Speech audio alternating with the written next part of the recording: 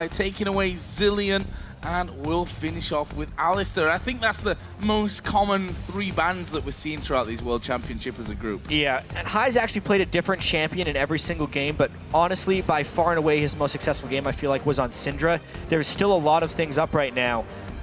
I would love it if Cloud9 picked Syndra here. As the first choice, will they dare do that? We know Cloud9 is a team who are very snappy when it comes to picks and bans, and actually, it won't be Syndra that's locked in. It's going to be a first pick Zed for High. So that's sort of a takeaway from Ggoong, but Ggoong also does play Ahri too, which is, as we've seen, a skill matchup with Zed, and Xpeke, when he ran that matchup, he got the advantage in it. Interesting, again, they are focusing here at Gorilla. They snatch up that Nami as soon as they can. We don't get to see the Janna again.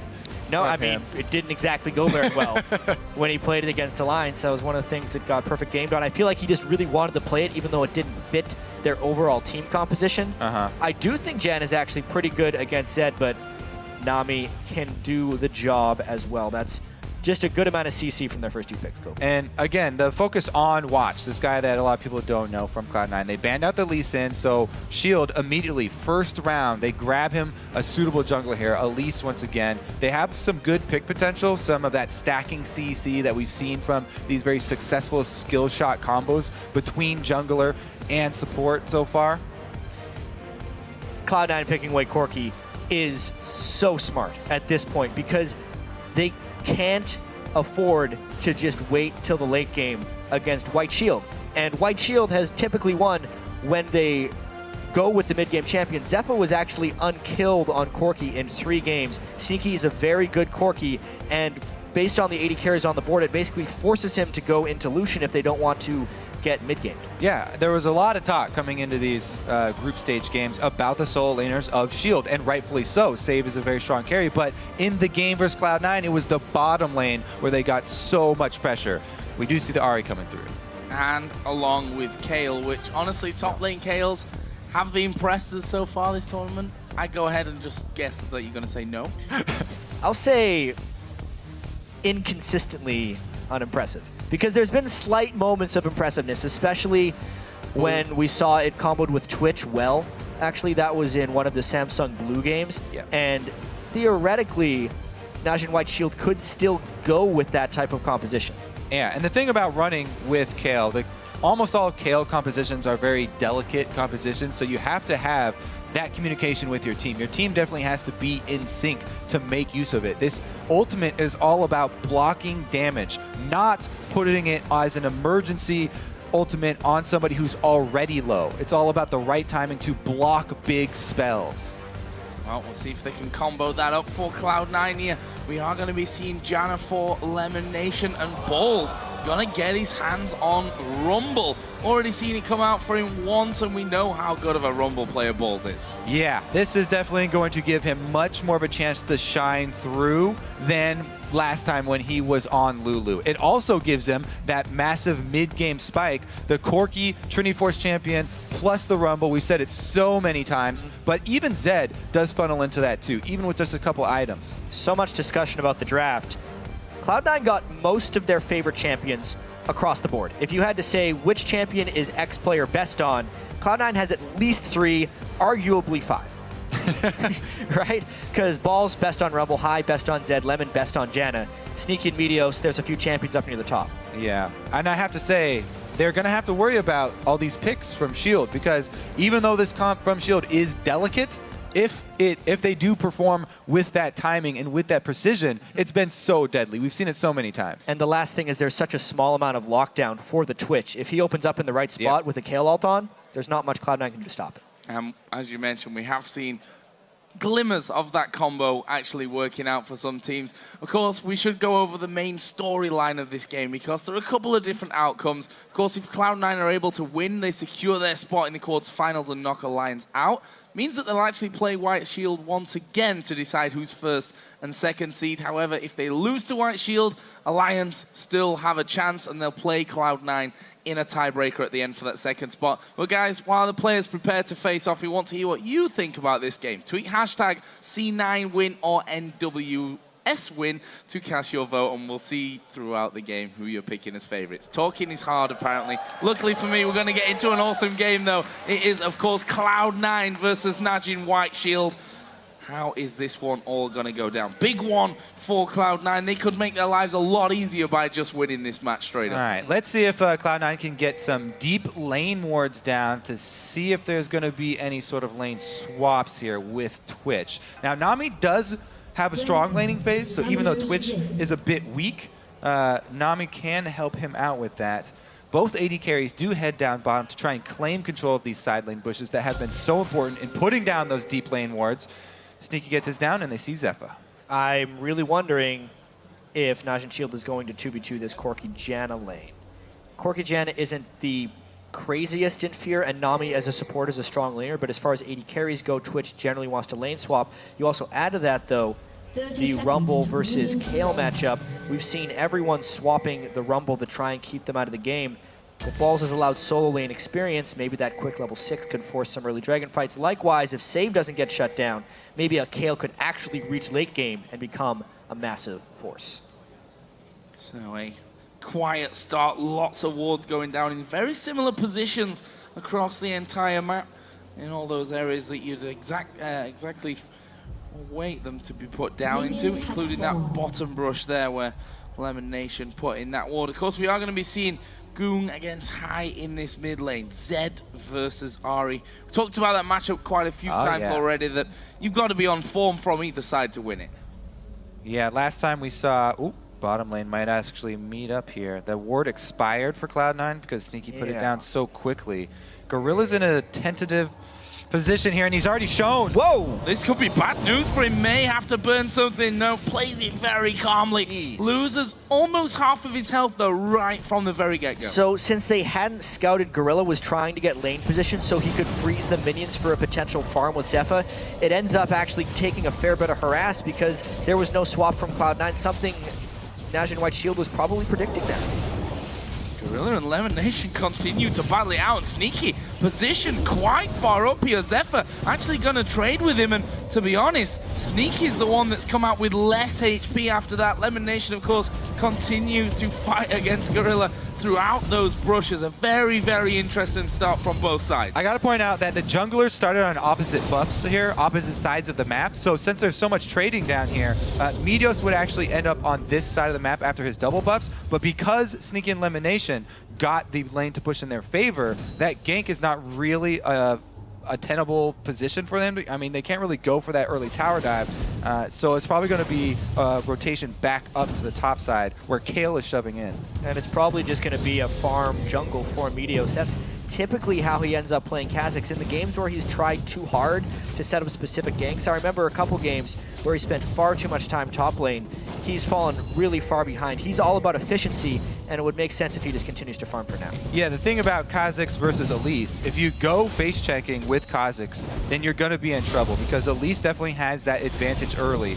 And walking into a cocoon means you are going to give up your double buffs early. So Meteos, he doesn't even take that small risk. What an early back by Sneaky and Lemon Nation.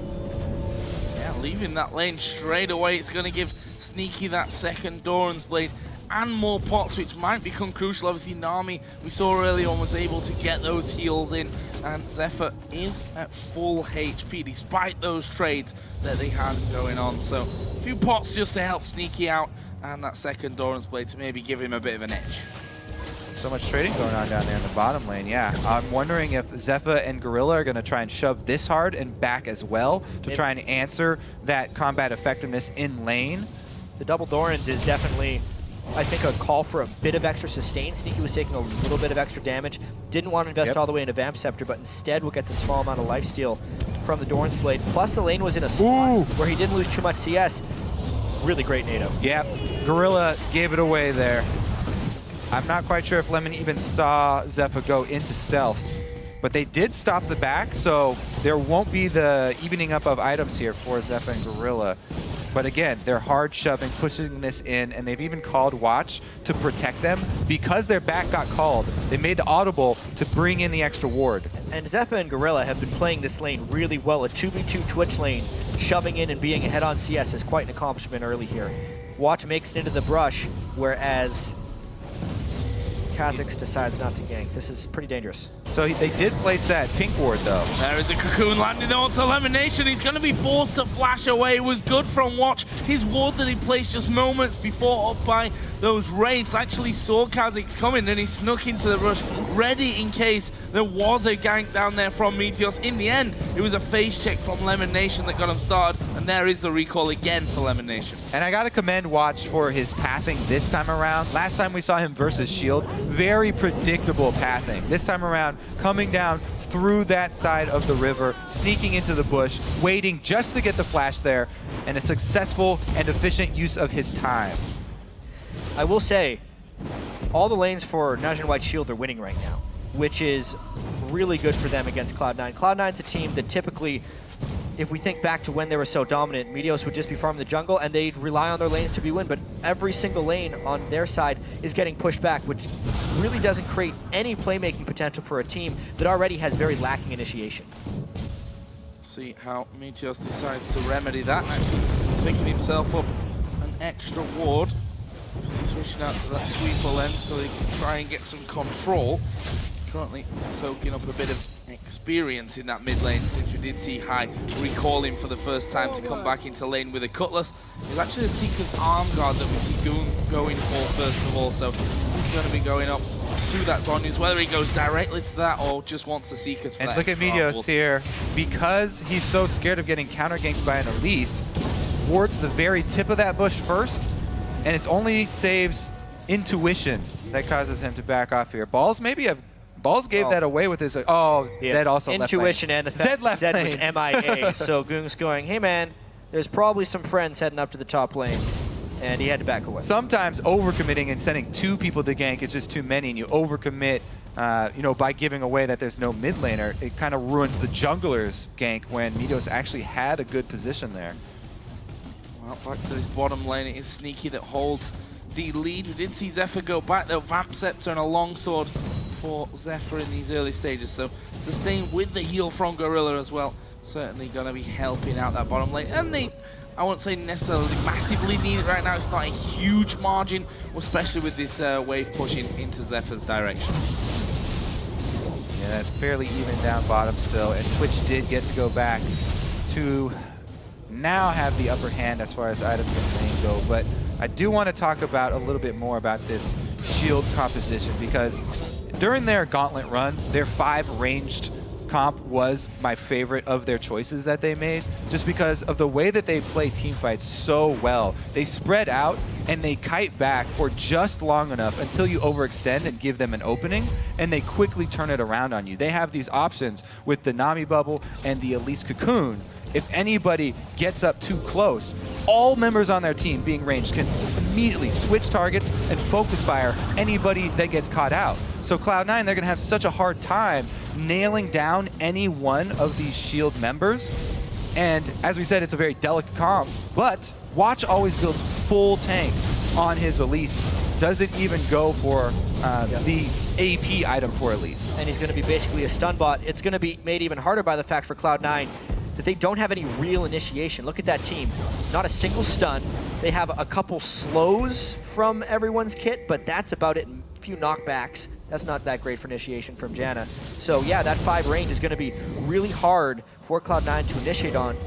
Basically, unless Najin White Shield gets baited into some fights around objectives, they get to control the battles. Well, Meteos has come down to this bottom lane. Watch is actually on his wolf camp right now. There are pings towards that tri-bush though, so I don't think that Najin White Shield's going to go too far on this. They have seemingly called down Watch for now, and they've got a lot of wards in that bottom side of the river as well. Yep, they are calling down some extra pressure to the bottom lane. Both teams do have their junglers in the area though, so it shouldn't be too dangerous. Really just fights over vision because they got the jump there. Oh, he just doesn't want to continue the fight over vision. Bubble comes in. Actually, the Cocoon was chained on top of it as well, but a little bit too deep there for Najin White Shield to commit to. All right, so they don't exactly decide to go for the engage here, but once again, trying to clear out all these pink wards. I'm waiting for this action to disperse on bottom lane, because I do want to talk about what Save just did on the top side of the map.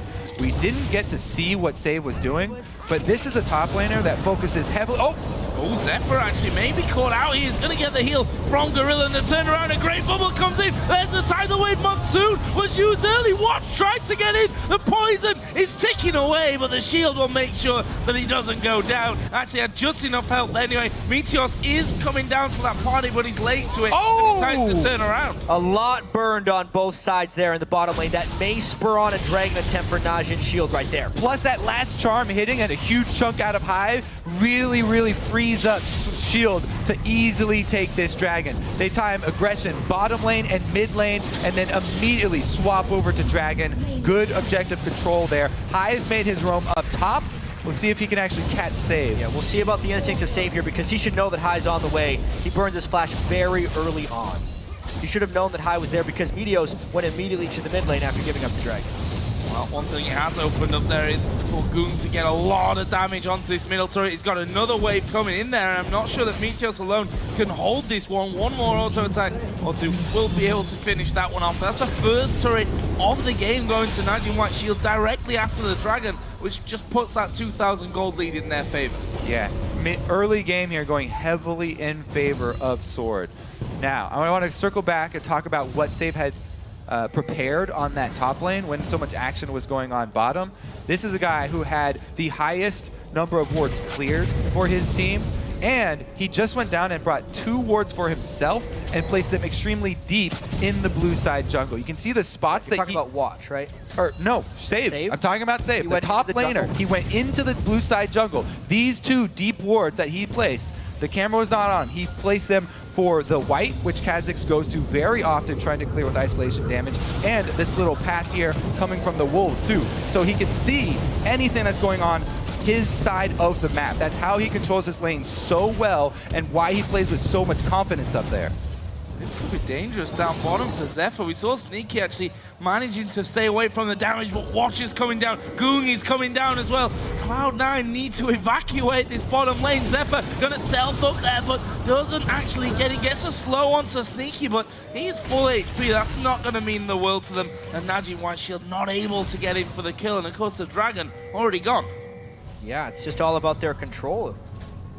Obviously, the deep wards that Save had in the blue side of the jungle gave him a lot of presence up there. The best laning performance we've seen on Kayle in a 1v1 so far here in this group stage. And honestly, every lane, except maybe Zeph and Gorilla, despite the amount of times they're able to force Sneaky elimination back, have just been straight up winning. So mechanically, 1v1, Shield has woken up, and if they continue to play like this, Cloud9 will not be able to force any fights with their low amount of initiation.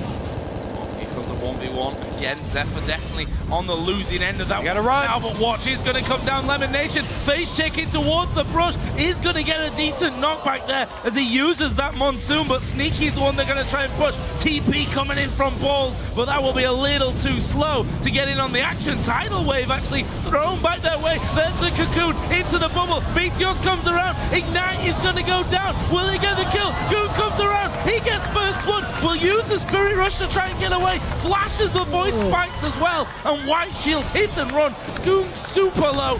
Zephyr even lower after that. Zephyr flashed off of the Rumble ulti with double-digit HP. Almost died there to the burn, but the split second that he got his flash off saves him, and they get away with a sneaky kill. This is what I'm talking about with the way that Shield play these 5 range comps. Is there a danger underneath the turret? Doesn't look like it. High had come down, but nothing opens up there for Cloud9. Still leaves them behind there, and just a single kill on the board going to Ggoong. And I question whether it was just the Seeker's Arm Guard for the lane phase into something else, but he's gone fully into that Zhonya's here. Gets it at 14 minutes. It's all about being able to avoid Cloud9 focus, and specifically the death mark from High. But to just expand on Kobe's point right there, when Zephyr got away with the sliver of health, everyone on Najin Shields getting away so low, we're going to see a lot of that. A, because they're 5 range and they can keep their distance, but B, because Cloud9 has no lockdown to actually focus targets and keep them in the right place. So as soon as someone starts getting low, they're free to disengage and take and soak damage until the last second before escape. Big was just spotted there. He also saw that High was on that top side of the map, and with the fact that they've seen each other, and also saw Gorilla moving top side. In the end, though, Those extra men in the top lane back away, and Save is able to hold on to his tower. Just blasting through that minion wave. Slightly ahead on that front, also now has a Nash's to complete. Haunting Guy's thoughts for shoes, of course, was the start. 4 balls on Rumble, pretty standard stuff there. We also saw that High now has been able to pick up his Brutalizer and the Cutlass. So we'll see if that helps him out in that lane against Ggoong. It's just so dangerous to split push against this team. We've seen it so many times where bringing in a team with a Twitch, if you're split pushing 1 versus 1, you always have to be worried about that AD carry assassin. Right now, Zephyr is holding his own here versus the Corki. A lot of action down bottom. Every time Sneaky goes for these aggressive trades, he keeps getting baited in. And the rest of Shield, they call their team down. Once again, running through the river here. Everybody's on point. They're there to back up. Yeah. So much roam and vision control as well. Sneaky really wants to punish Once again, Zephyr here, but he ends up getting punished himself by overextending. Yeah, they spotted that Meteos was around, so I don't think they wanted to fully commit to that one. Actually, Save started to move down as well, and partially probably to do with the fact that there's 30 seconds until this next dragon comes up. Looks like Cloud9's not in position to contest here. Ball's all the way in the top lane, and High recalling with 20 seconds left on the clock. Plus, they don't have vision in the area. They're going to get themselves in trouble if they try and contest this, it really feels like. Watch it come around the side there as well. That was dangerous for a Cocoon through the wall. In the end, though, it leaves White Shield in a position to do the dragon. They're on top of a ward, though, so Cloud9 have full vision of them trying to set up that trap. There's a scan coming in, and White Shield will realize what's happened. There is Zephyr. He's actually stealthed up there, so no full vision of him. The scan does come down. Dragon started by White Shield. Can they stop them this time around?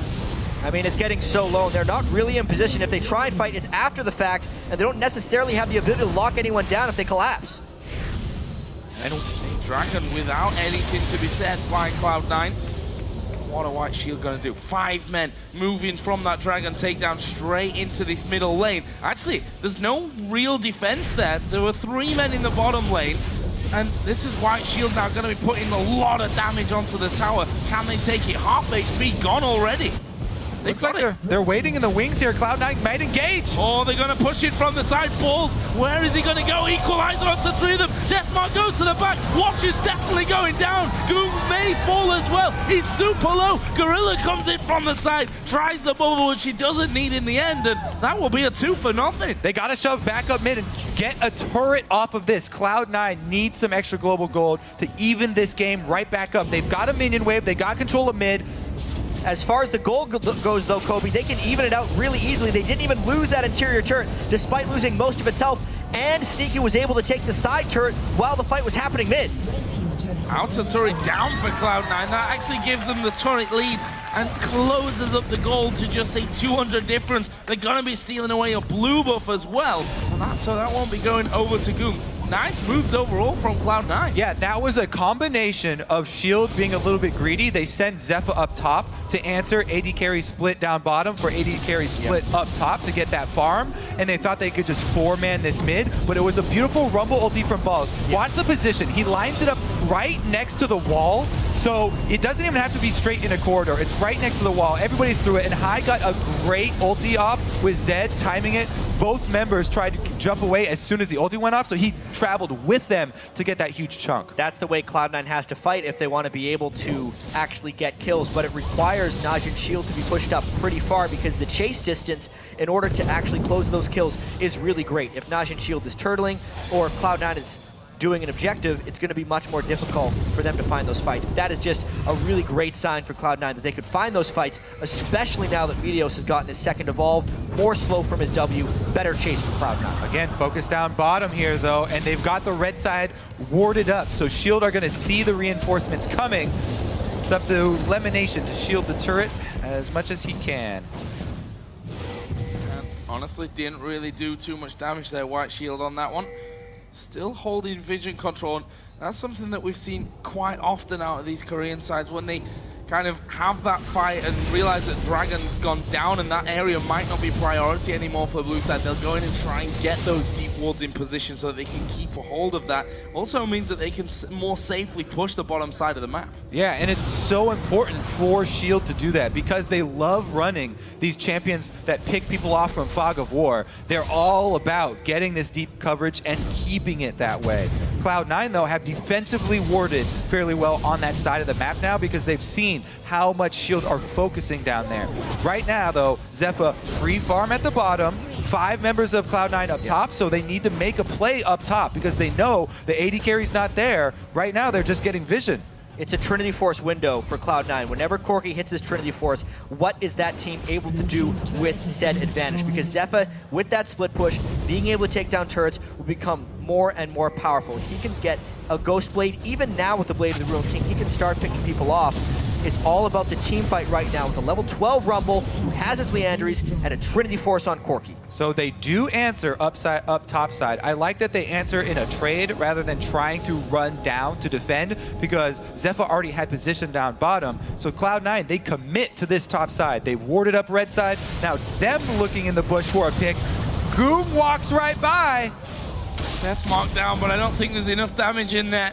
Ggoong lost half of his health bar. Cloud9 utilizing those deeper wards that they've got in, even finishing off that red camp as well. Cloud9 really sticking together, trying to make picks of their own inside of the enemy jungle. If you look at the gold, there's basically 100 gold that separates them. And remember how delicate this team from Shield actually is. If Cloud9 ever blow up Zephyr, then they will have a huge, huge advantage because you can see already 2 Hex Drinkers coming out. Most of the other damage on Shield is magic damage. Well, Ari's got true damage and Kill is sort of split. So they do have other answers, but if Twitch ever goes down, that is the main point of power for this Shield team. Absolutely. It's a good thing they have a Kayle intervention as well. I mean, we mentioned how squishy or fragile the Najin White Shield composition is. Cloud9's comp is just as fragile. They don't have a tank line either, but they don't have that invulnerability. So if the team fights get late game, Cloud9 can't actually pile through to get to Twitch because Twitch will kill him before the intervention goes off. No one's going to be able to tank up enough to actually disrupt him well. So Cloud9 really has to act fast to make this game fall in their favor. Yeah, both teams really. It's going to be all about the positioning and those couple of seconds of damage exchange because both teams are packing a lot of damage. While they have a Kayle ultimate for Shield, Rumble ultimate can get multiple people low at the same time. So there are answers on both sides. Right now, once again, Shield are split. They're 4-1, and Cloud9 are trying to answer. So top turret goes down. They've got everybody committed to the Dragon to get vision around it. And if Shield funnel through one of these corridors, that would be the Rumble ult they're looking for. Going for Gorilla here. He throws a tidal wave, which catches a few of them. Will it be enough to keep him alive? Actually surviving for now. Oh, they're going for Zephyr. There is the invulnerability. Balls goes low as well. This is a big, messy fight. Meteos will jump away, but Ggoong chases through. Not quite enough damage with the orb. On his return, he gets the kill. But Sneaky, he's still going. Where is he going to head to? He stood on a ward. Save going around the other side. I think that's the end of that fight now. Or is it? Meteos being chased down. Good thing they got that vision first. Good thing they got that vision first. 3-for-2 trade. You can tell how close these battles are. They balance on the point of a knife's edge. And that's the explosiveness we're going to see in all of these fights. This Dragon is not convinced yet about who is going to go Watch that because charm. they're so safe. Oh, Dragon at half HP. Cloud9 starts to move away. Save is going to burst down Lemon Nation. Meteos sneaky in the back. But here comes Balls from the side. Dragon, where did he go? He goes to Najin White Shield. Save surely going to die to Balls though. But he's in trouble himself. Has to flash over the wall. What a bad turn of events for Cloud9 and a fantastic turn of events for White Shield. Save coming in there, popping Lemon Nation, getting a double kill, and then also forcing Meteos out the back of that pit to secure the Dragon for their own team. It was anyone's Dragon once the smite was gone, but Shield comes out big after some bloody fights. Yeah, such a risky play from Cloud9, and Shield capitalized on it perfectly coming down. All right, let's look at the beginning here. So High goes all in on the support. They draw out the exhaust as well. Good Rumble ultimate right on top of Zephyr, and the ult from Lemon makes sure that Zephyr can't even walk forward off it. There's the intervention that you talked about. It does save him for a little bit, but on that side with Meteos, he won't last long. Sneaky from the bottom side, of course, exploding watch, and then he's got Lemon to back him up with the extra attack damage for the shield. Yeah, but looking at the items now, I see Save with the Death Cap and Zephyr with the Ghost Blade. So that combination of Twitch Kale just spiked up huge, and I do not see the same itemization from Cloud9 as far as power spikes. Oh. Shield wants to fight now. One thing that Cloud9 did just get, though, they've got these early Captain Boot upgraded Janna. So we talk about how close these fights are going to be and how important the positioning is. This Cloud9 team has a lot of extra speed that they can work with. Uh-oh, Sneaky though. Oh, there comes Zephyr on towards Sneaky, who will just Valkyrie straight away from that one. Actually used in the rat-a-tat-tat, but not got the damage there. Pokes him down. Meanwhile, High is split pushing this bottom lane, and White Shield needs to make a decision here.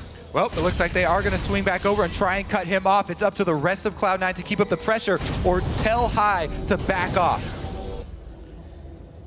Back off. That's what they're going to do. Right. Those were the words. It's actually High telling them, hey, do I need to back off now? And they say, Well, obviously, they lost war control and they weren't able to just go back into a Twitch. Obviously, they were able to withstand that one Twitch ultimate. The speed that the Janna granted them there is actually really critical in running away from spray and pray. I wonder if we're going to see many disengage style fights like that, where they just wait for the Twitch to use spray and pray and then try and just bail as soon as possible. Also, keep your eyes on the poke that Cloud9 deal while they're retreating. They're dealing out damage in between attack moves here. So as Sneaky's walking away, he's throwing the missiles back, so is Meteos from the side, and they chunked Zephyr just as hard as he chunked Sneaky in that exchange. Rekkles nicely picked up for Cloud9. Have a look at the gold tier. Just 3,000 separates them. I think just 3,000. It's a decent chunk at this point. 26 minutes in.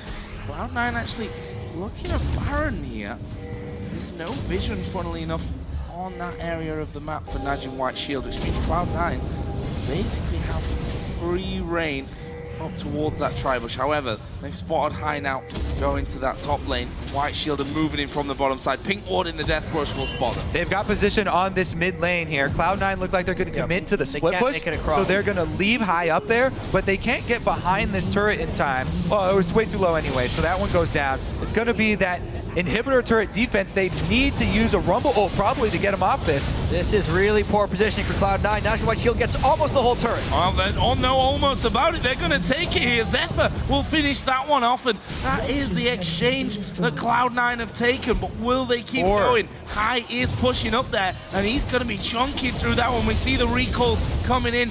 Ggoong specifically will be the first one to get back, but High's already got this turret down to less than half, and you know what? I think he might have this one. Home Guard is going to come in. There is the full push. In comes the death mark up from High. He wants the tower. He gets the tower. Zhonya's to get away from the damage. High will get off with his shadows. For now, unfortunately, the whole team's there. That's why Ggoong lets him walk away. He knows he's got teammates coming in to cut off High. Mission accomplished for High, though. He at least got that turret down. So in the end, it was an exchange of inhibitor turrets, but the extra kill going over to Shield, as well as control the map so they can set up more vision for those picks. The mid-game picks are going to be crucial here. Such an interesting game. White Shield, of course, already through to the quarterfinals. Win here means that they get that top seed, and I think from their point of view, avoid Samsung Blue in the next round is a big part of this one. Of course, if Cloud9 win, they'll have to play this game all over again later on today to decide the 1 and 2 seed. Alliance, I'm sure, waiting backstage somewhere, watching this game with bated breath and really cheering Najin White Shield on. Yeah, either way, Cloud9 are going to play another game today. We're going to determine, will it be for first in the group or will it be for second? Definitely changes the mindset they would have going into that game, but all eyes are on this one for them. They're still in this. However, this team composition from White Shield is really, really dangerous. And honestly, Cloud9 doesn't seem like they have the tools to deal with this Twitch Kale. Mid-game pick, here it is. Zep on the front line. Oh, there is a tidal wave going through Lemon Nation. Preemptive flash there, and I think that's got him away from danger as Ggoong puts down the DFG. Got one more charge. The charm goes wide, but they've got Sneaky. He will just walk out as well, and that means that they can actually turn around a little bit more damage there, Cloud9. Close, though, on a couple of fronts. The early flash from Lemon Nation saved him. Wow, yeah, exactly. Lemon Nation. I mean, while this Janna is providing speed to the whole team, the speed boosts on individual targets for Shield are immense. So they put the Nami and the Kale onto Zeppa. He can position very, very easily, and they get enough of a health advantage out of that engage to take the objectives. Even though they didn't land the kill, because of the repeated waves of target swaps from Shield, they chunked down so many members of Cloud9. Well, they have control of the map. It's just the fact that Cloud9 can't retaliate when Shield does that, so they get enough damage done on them. And now, how do you actually run away from this? Well, that's the problem that they're having, isn't it? As the charm comes in as well, he lands on balls. Meteos still running. Can they actually finish off? No, he will Valkyrie out of there, and Meteos split pushing again. Stars. High is split pushing. He's going for the inhib. Is there a recall? Yes, but it's Nami. That's a squishy fish. You can't kill off a Zed with that thing. Well, he could delay a Zed, though, so it would be tricky for High to stay around. He does decide to play it safe because they lost all vision. Once again, the vision from Shield, they're so diligent about their mid-game vision, especially with these pick comps, that it just removes so many options from Cloud9. And what it's showing us as well, team fight after team fight, is that Cloud9 just has to duck and run as soon as they see the Twitch. If they decide to turn, it's the Kale ult. So they really have to take a punch from Najin White Shield and then try and land a counter, which so far, they take so much heat from the first punch, they're not ready for the counter, and Shield uses it to get dragons, they use it to get turrets. High split push is kind of the only chance they have, but even at that point, Save is getting to a point where he might just be able to kill High. Yeah, that first punch is a doozy of an uppercut. I speak for all of Europe when I say I don't really know what that means, but that's the only move I knew in Mortal Kombat. It's the easiest one to pull off. Just keep spamming it. Like a punch right under the chin. It definitely hurts, Save. I mean, Haymaker, is that better for you? Yeah, there we go. All right. Now I'm on the same page. Different punches, but all powerful. Yeah, they all hurt. Needlessly large rod on top of that death cap from the Nashes too. Cloud9 here actually grouping up inside of the mid lane. Just going to try and push that one back and looking for some damage over the side onto Watchu. Continued that build that he goes with the release into, you know, the tanky type of build. Also got the haunted guys in there though as well, just to make sure that he is doing a little bit more extra damage. So we've seen Shield start almost every fight. If Cloud9 could somehow get High in a flank, ulting onto Kale to force Kale and ult on herself, then they could jump onto Zepha's Twitch. I feel like that's the only situation in a team fight where Cloud9 can come out ahead. They are dead set on the split push strategy, however. All right, still going. White Shield around the halfway point of the map. Will they pull a recall? Will Zephyr go stealth and go into the front?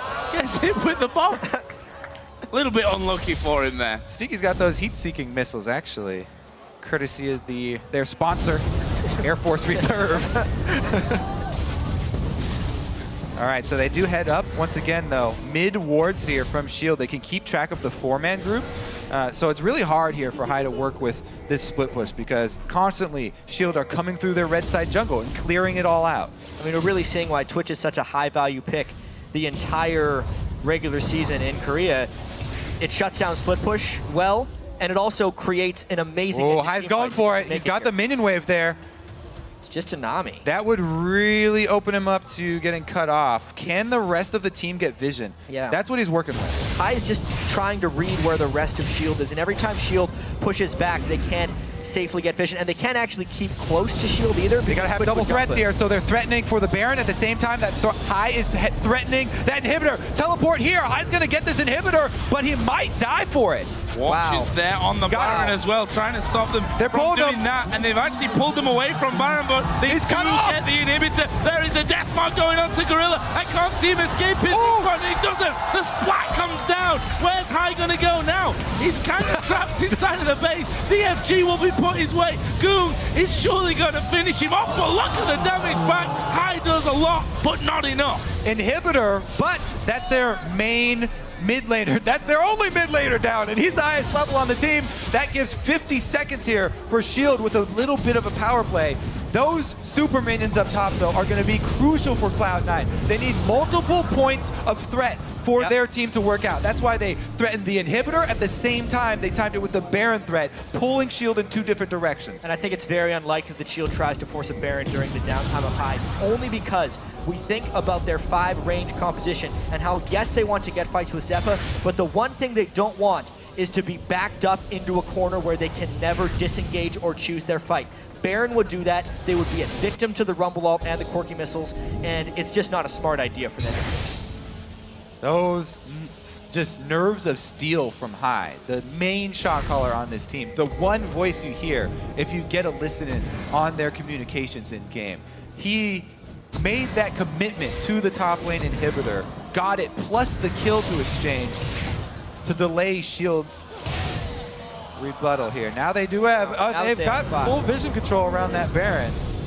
Lots of wards being scanned away here by Najin White Shield. Zephyr is stealthed up. Not going to have an opportunity to get onto anyone though. And Cloud9 have done a decent job of that in recent minutes, keeping themselves grouped up. I think that Cloud9 should invest in sneaky switching over to a scrying orb, because this Shield team is all about picks. They're not necessarily going to start the Baron. As you said, it's always going to be a dangerous prospect for them to start that Baron, so they'll be hesitant. But if they just get vision control over Baron, then they open up for picks. He's got a good spot here. Going on towards balls, there's a tidal wave, he's not by the Monsoon. Actually gets the ultimate out of Kale, meanwhile. They're going on towards Zephyr. Can he finish him? No! Zephyr lives and manages to get the kill on his way out. Lemonation at half HP. Is maybe going to try and lock down Watch here with Sneaky. Can they actually get in onto him though? Sneaky still going down. Is the jump off to the race, and Watch will be able to walk away. 3 for 2 there in favor of Najin White Shield, but look at them out. What a close fight that was, and we see Shield getting away with low health. That's going to happen. These fights are ridiculous. So that should give Cloud9 the Dragon, because they've got that inhibitor still down during this whole fight. But man, I want to go over High's use of his shadows in that last fight. It was ridiculous. Yeah. They got the intervention on the Zephyr. Okay, so let's watch. Yeah, zoom in on High, because this is insane. They get the intervention onto Twitch here after he gets picked. High uses his first shadow, ultimate over to Gorilla. He can ult back to that shadow as soon as intervention is down, and he tries to pop Zephyr with Meteos here. It was so beautiful, but they couldn't get him. The flash away plus heal, and Zephyr survived with a sliver. That was the turning point. Even with everything High did to the shadows, the amazing thing is, White Shield won that fight.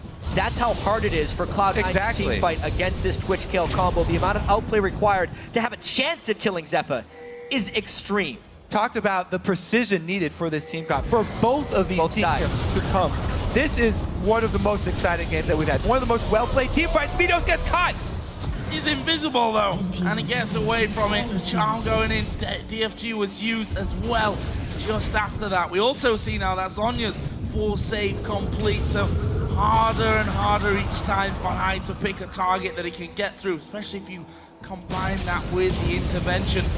What is the plan then now for Cloud9? They could start with getting some vision back over by Baron. They have to. That is the name of the game right now. And you can see they're focusing on it heavily around this Baron. When they shove up mid and they get a little window of opportunity, try and clear that out, because that is what Shield are working with. Once again, they're looking for those picks. Every pink ward counts here for Cloud9. If they ever see Zephyr going aggressive and he walks by a pink ward in a bush and it's not known to him, that could be the turning point for Cloud9. That's why you leave extra pink wards in your flanks on the off chance if they ever catch that guy out of position. And at this point, look at how good Ggoong has been doing as far as farm as well. Like, it's been Zephyr who's been the main threat that everyone on Cloud9 is paying attention to. Ggoong may end up being the one winning the game for them. If he can land a charm onto High or Sneaky, he will blow them up before they can react. And you gotta give credit to Lemonation for keeping Sneaky safe this whole time. Who's the guy alive at every single end of these team fights? Sneaky's always up, due to Lemonation. 10 game here. Save has just showed himself down the bottom side, but does have teleport, so can get himself involved if need be. While Cloud9 continue to try and get some vision back, this time on Najin White Shield side. Shield themselves actually repositioning a couple of men to push back on this middle wave. So for now, it's a tug of war on those minions until someone finds the right positioning. It'll have to be the perfect position. Zephyr actually going in, went towards Sneaky. In the end, was blasted back by Lamination, though. They disengaged, but the rat-a-tat-tat was not used by Zephyr, so they still had everything available here for Shield. Cloud9 have to be very careful. High waiting in this bush, as he should be. Very, very wary of the collapse from Shield.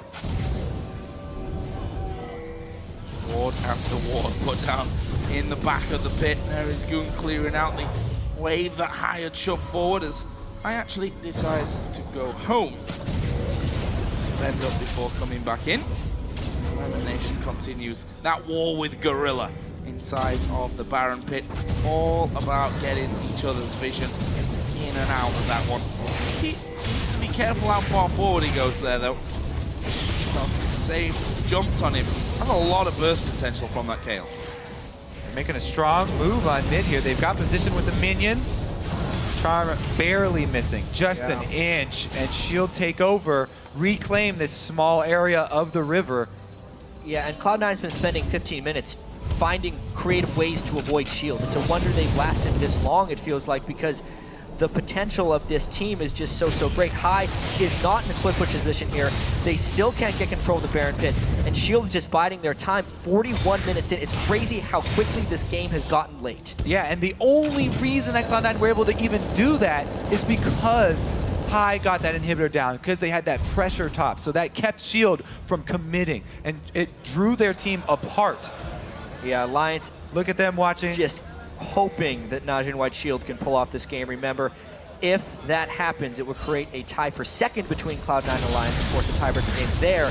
However, if Cloud9 wins, they tie for first in the group and will play another game against White Shield. So a battle for first or second going on at the same time. I have to say, Shield have done such a good job of slowly regaining control. He gets revealed, the missiles hit, so they've slowly regained control. They fought until their inhibitor respawned, and then they warded up that top side with a crazy amount of wards to make sure that if High ever goes for that split push again, it'll be really dangerous, and he won't get in for that inhibitor.